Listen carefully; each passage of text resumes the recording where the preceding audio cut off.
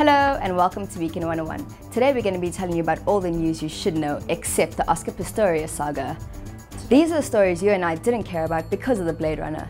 We begin with Ramphele, or as some of you like to call her, the Jedi Counselor. Ramphele launched a party political platform on Monday. In launching Agang SA, Ramphele said self-interested and corrupt leaders were threatening the continent's biggest economy and that the dream of the Rainbow Nation was dying under the ANC.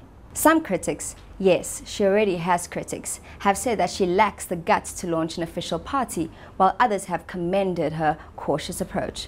Either way, may the force be with her. Deputy Public Works Minister Jeremy Cronin has said that the National Key Points Act could be unconstitutional. Cronin became the first senior member of the government to publicly criticize the act, which the government has relied on in its refusal to reveal details about the security upgrades at President Jacob Zuma's private home in Nkandla.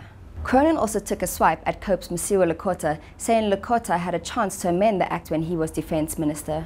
In a classic case of the pot calling the kettle previously disadvantaged, Lekota labelled the act as dastardly apartheid legislation. Is there anyone left untainted by the sickening Nkandla saga? Hashtag just asking. If you're wondering about the Anene Booysens story, remember the teenager who was raped and murdered in Bredasdorp recently? Of course you do. That case has now been postponed until April 29. And what about the school children who were struck by lightning 2 weeks ago? Remember them? 6 of the Johannesburg schoolboys returned to school last Thursday.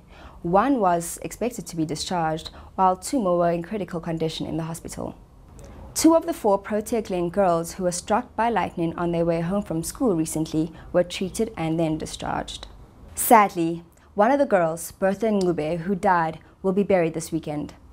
Moving up north on the continent, Tunisia's Prime Minister has thrown in the towel. Yes, Hamadi Jebali has had enough after failing to appoint a new government, while the country's credit rating has been downgraded again. Talk about an epic fail. Now the country is in deeper chaos following the assassination of opposition leader Chokri Belaid. Now, what would you do if you had $750,000 at your disposal?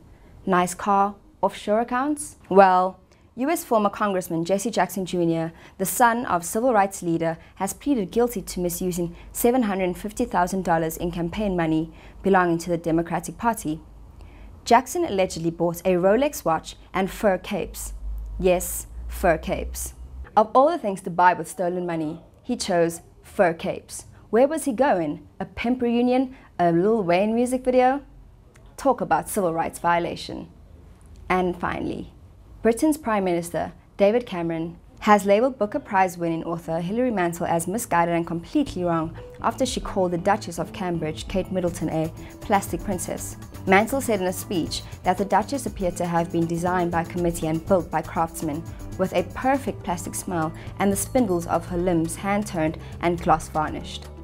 Ouch, that's gonna hurt the pregnant princess, but she'll get over it. She'll be Queen Bee soon enough. And that, folks, is all the news you would have missed if it wasn't for Weekend 101.